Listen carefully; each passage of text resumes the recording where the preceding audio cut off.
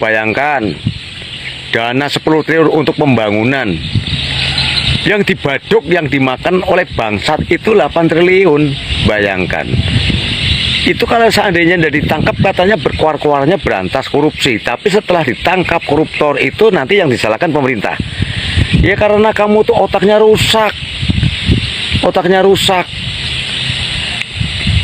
Itu kalau otak-otak yang rusak itu senang sekali dengan calon presiden yang rusak, yang pinter berkata-kata tapi tidak bisa kerja, itu yang diagung-agungkan. Maka dari itu tuh harus kita selektif untuk memilih bakal calon presiden. Jangan asal calon yang kita pilih, tapi harus hati-hati. Karena kalau tidak hati-hati nih, bangsa kita Indonesia itu akan hancur. Sekian dari saya. Wassalamualaikum warahmatullahi wabarakatuh. Nanti upaya hukum selanjutnya ya kita menghargai atau menghormati bagaimana rangkaian proses pidana yang akan dikembangkan oleh Kejagung. Kita berharap itu bahwa prosesnya itu betul-betul murni profesional dan fair, nggak ada unsur pengecualian di dalam ya. Ada lex spesialis seperti yang diutarakan oleh Pak Surya Paloh gitu. Tapi kemarin kan di diskusi internal kita di FPM itu saya melihat komentar dari teman-teman di sana bahwa ada motif politik di sana terhadap proses hukum ini. Ya, tapi pada kesempatan ini saya mau tegaskan bahwa saya pikir tidak ada 1% pun ya intervensi politik. Ini murni persoalan pidana kok, ya. Ini kan program kegiatan Visit tahun 2020 sampai 2021. Betul. 2022 lah ya. Dan sudah tercium Ya, jauh-jauh hari. Tercium gitu. Nah, terkait dengan fakta hukum yang terjadi sekarang itu, saya pikir Kejagung itu tidak gegabah lah ya untuk menetapkan Pak Joni sebagai tersangka gitu.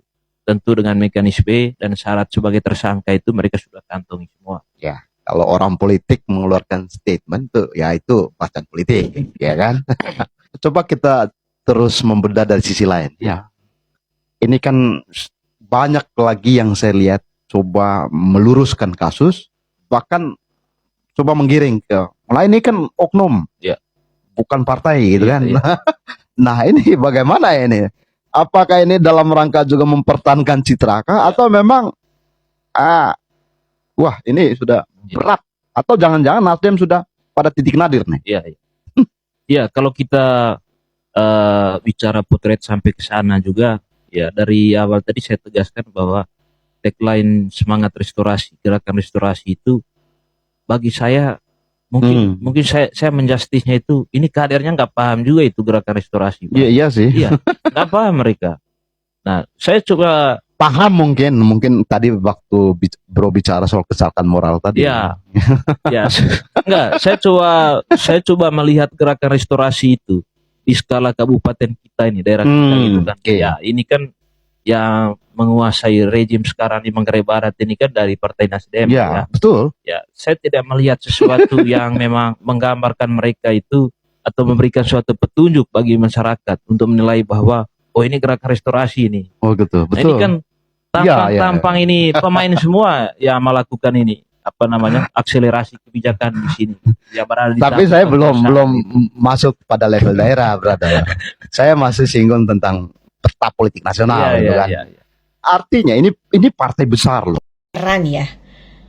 Yang korupsi Johnny F.G. Plate, kader Nasdem, sekjennya Nasdem, 8 triliun kasus penyalahgunaan anggaran BTS 8 triliun yang dilakukan oleh Johnny F.G. Plate. Kenapa begitu ditangkap KPK? Itu ada kader Nasdem malah menyalah-nyalahkan Jokowi. Dia bilang ini adalah akibat dari permainan politik yang busuk untuk menghancurkan Nasdem. Hei, waktu nikmatin duitnya kau senang-senang aja, nggak ada kau pikirkan ini uang haram atau uang halal. Ya begitu ditangkap baru kau tuduh-tuduh Jokowi. Ini nih mulut-mulut yang suka nyampah ini biasa kebanyakan makan uang haram. Kayak gini nih, dia yang salah, dia yang korupsi, nyalahinnya Jokowi. Akhirnya cara berpikirnya itu mandek. Udahlah, kadernya ini nggak ada prestasi sama sekali, ya, nggak ada ini kinerjanya untuk masyarakat sama sekali, tapi suka menyebarkan hoax dan fitnah. Dan hasil terawangan Nyai Dewi Tanjung, sebentar lagi Nasdem akan hancur dan menjadi kapal karam. Ya, waktu makan uang 8 triliun enak-enak saja dibagi-bagikan. Dan perlu ya KPK atau BPK perlu menyelidiki itu sekarang kantornya itu bagus dari uang dari mana. Lalu kan capresnya juga pakai private jet katanya ya. Itu dari mana uangnya? Oke, tolong diselidiki oleh KPK. Assalamualaikum warahmatullahi wabarakatuh.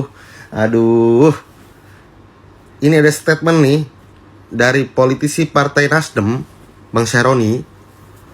Politisi Nasdem Ahmad Syaroni sebut penetapan tersangka Johnny G. Plate tidak tiba-tiba, bukan terkait politik.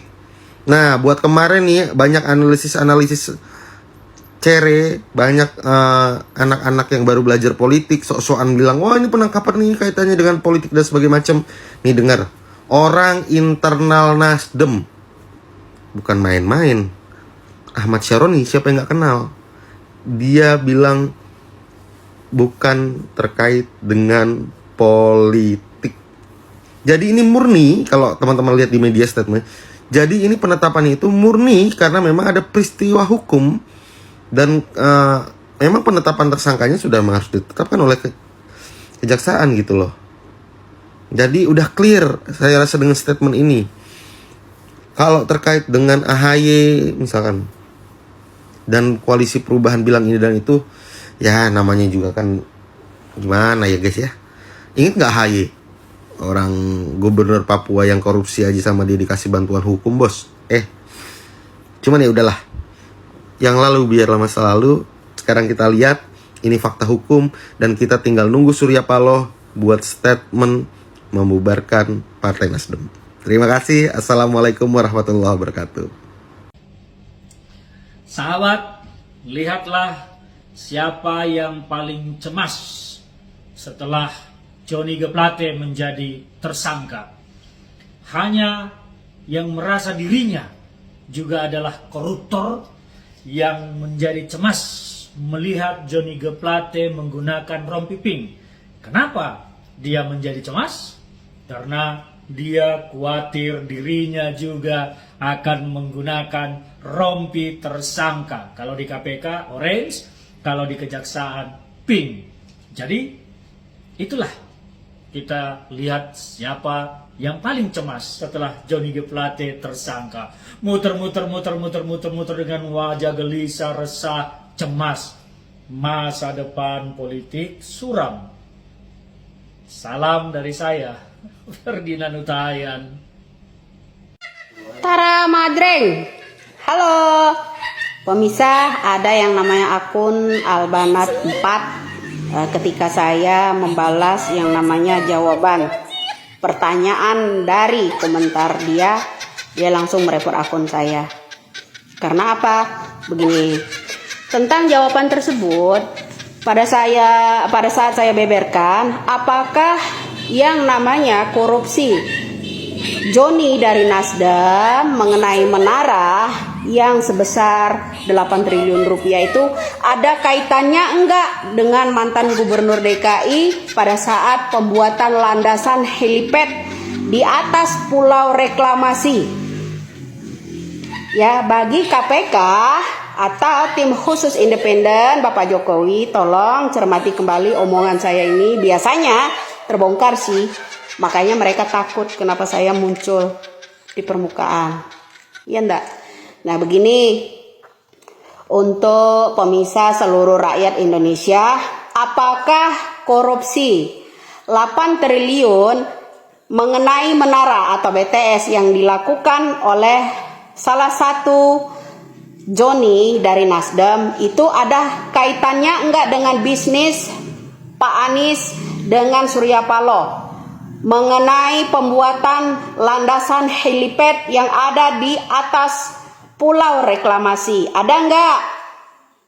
Monggo disimak kembali. Ada enggak? Kira-kira pertanyaan saya untuk kedua orang ini, mengenai menara korupsinya sebesar 8 triliun rupiah itu ada enggak kaitannya sebelumnya dengan mantan gubernur DKI, ya, mantan gubernur DKI, pembuatan landasan helipad atau helikopter yang ada di Pulau Reklamasi belum lama ini, yaitu pesawat jet yang pernah dipakai untuk kampanye ya kalau nggak salah, ya enggak?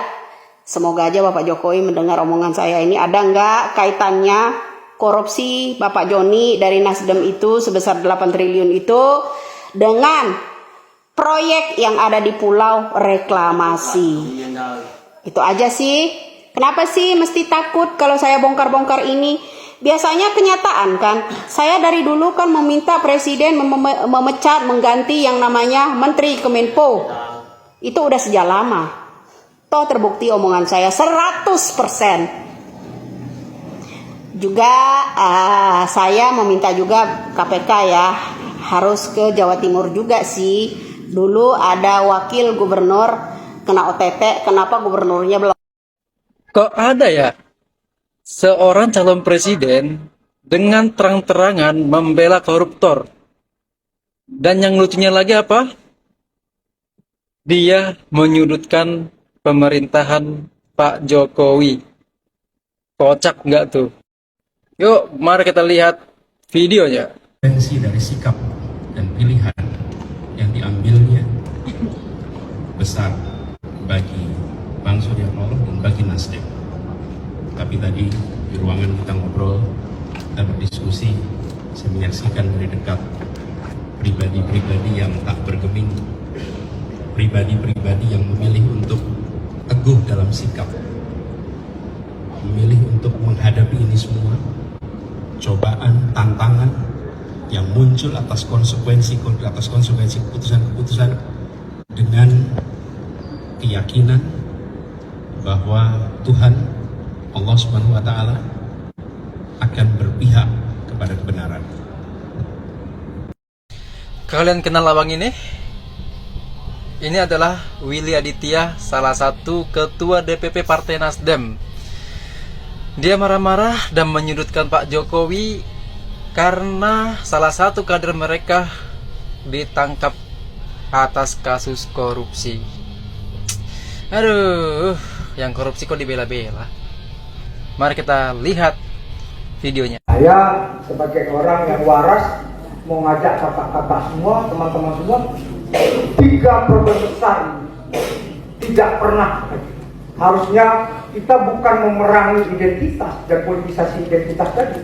1, perang terhadap korupsi dan politisasi aparat penegak hukum. Hari ini semua diinjak, hari ini semua diintimidasi, hari ini aparat penegak hukum semena-mena melakukan politisasi hukum. Resah tak kita? Gak ada Pak. Semena-mena aja. Mau tangkap si A, tangkap si B, tangkap si C. Kenapa yang menjadi presiden tugas partai Pak, bukan pelayan rakyat. Yang menjadi presiden itu harus pelayan rakyat, bukan presiden partai, bukan. Kemarin kita disibukkan dengan kegaduhan yang ditimbulkan oleh penetapan status tersangka kepada Bapak Joni Plate, Menteri Kominfo dan juga Sekjen Partai Nasdem. Kasus yang menjeratnya adalah kasus korupsi yang merugikan keuangan negara dalam pengadaan tower internet atau seluler 4G di kawasan-kawasan terpencil Indonesia. Nah, kawan-kawan, itu perkara yang sebenarnya jelas masalah hukum. Ada kerugian negara di sana, terbukti pembangunan tower-tower itu tidak berlanjut, mangkrak, sementara anggaran sudah terserap begitu besar. Yang menjadi pertanyaan bagi publik adalah mengapa kader-kader Partai Nasdem kemudian berlomba-lomba menyerang presiden, menyerang pemerintah, seolah-olah negara ini seperti negara tak bertuan yang tidak punya hukum, katanya negara sesuka hati, menangkap si A, si B, si C. Willy Aditya setahu saya seorang aktivis, orang yang suka baca buku, tetapi pembelaan yang luar biasa terhadap Joni Plate tidak bisa kita baca semata-mata hanya sebagai persoalan biasa karena mencoba-coba menarik persoalan hukum menjadi persoalan politik. Senada dengan itu, Bapak Surya Paloh juga mengatakan bahwa terlalu mahal harga borgol yang dipakaikan kepada Menkominfo. Saya ingin sampaikan juga, Pak, terlalu mahal juga harapan rakyat di daerah pedalaman terpencil terluar untuk mendapatkan keadilan supaya bisa mengakses internet yang akhirnya sirna karena tower itu tidak jadi dibangun sementara keuangan negara sudah keluar. Jadi tolonglah jangan politisasi kasus ini. Ini kasus hukum, kasus kejahatan perorangan. Mengapa partai dan kader-kader Partai Nasdem justru pasang badan terhadap persoalan seperti ini? Kita tidak menutup mata bagaimana selama Kejaksaan Agung dipegang oleh Partai Nasdem, banyak kasus-kasus yang kita tahu, yang kita dengar, yang kita saksikan, kesemena-menaan dalam penegakan hukum. Tapi tidak ada yang ribut dan lalu mempolitisasi kasus itu. Kenapa dalam kasus Johnny Plate? Ini saya kira tidak lepas dari karena memang dulu mereka melakukan seperti itu. Tapi kali ini percayalah karena Jaksa Agungnya profesional dan pilihan Pak Jokowi sendiri tidak disodorkan oleh partai politik. Mari kita buktikan di persidangan saja daripada sibuk mempolitisasi kasus ini. Rakyat butuh kejelasan, hukum harus ditegakkan. Jika memang Pak Johnny Plate tidak bersalah, kita akan bela sama-sama. Tetapi jangan bela kalau kesalahannya terbukti di pengadilan, oke? Merdeka. Oke guys, Assalamualaikum warahmatullahi wabarakatuh. Salam, Om Swastiastu, Namo Buddhaya, salam kebajikan, dan salam sejahtera untuk kita semua. Saudaraku sebangsa dan setanah air, para penonton kanal YouTubeku yang sangat saya hormati dan sangat saya cintai. Salam jumpa dan selamat bertemu kembali bersama saya Sainai pada hari ini Sabtu 20 Mei 2023. Saudaraku sebangsa dan setanah air, begitu menarik ketika kita menyimak, ketika kita mendengarkan opini-opini yang disampaikan oleh public figure maupun dari netizen berkaitan dengan kasus Johnny G. Plate ini. Memang tidak bisa dipungkiri bahwa kasus korupsi adalah sebuah tindakan kejahatan yang sangat luar biasa. Dan saya secara pribadi ketika melihat ada orang yang masih membela orang-orang yang telah mencuri uang rakyat ini, saya hanya bisa bertanya, apakah mereka yang membela manusia-manusia yang mencuri uang rakyat itu masih waras? Apakah pola pikirnya mereka masih normal sehingga mereka masih bersuara lantang untuk membela manusia-manusia yang telah mencuri uang rakyat? Karena bagi saya secara pribadi, manusia-manusia pencuri uang rakyat adalah manusia-manusia yang sangat biadab, sangat kurang ajar. Dan bila perlu manusia-manusia seperti ini harus dieksekusi mati. Tidak bisa ditolerir. Karena kasus korupsi adalah sebuah kejahatan yang menurut saya sangat luar biasa, sangat biadab. Sudah dikasih jabatan, gajinya pun dibayar oleh rakyat, masih juga korupsi, masih juga curi uang rakyat. Benar-benar sangat memalukan dan sangat menjijikan. Saudaraku sebangsa dan setanah air, dalam muatan video tadi kita menyimak bersama. Ada berbagai macam tanggapan yang dilontarkan oleh netizen. Ada yang benar-benar mengecam Bapak Johnny G. Plate. Ada yang benar-benar mengecam tentang pembelaan yang dilakukan oleh Willy Aditya. Ada yang benar-benar mengecam tentang Partai Nasdem itu sendiri. Tapi kembali lagi, mari kita berpikir kritis. Gunakan akal sehat kita. Apakah manusia-manusia yang telah mencuri uang rakyat ini masih layak untuk kita bela? Bagi saya secara pribadi tidak. Ditembak mati pun saya bersyukur.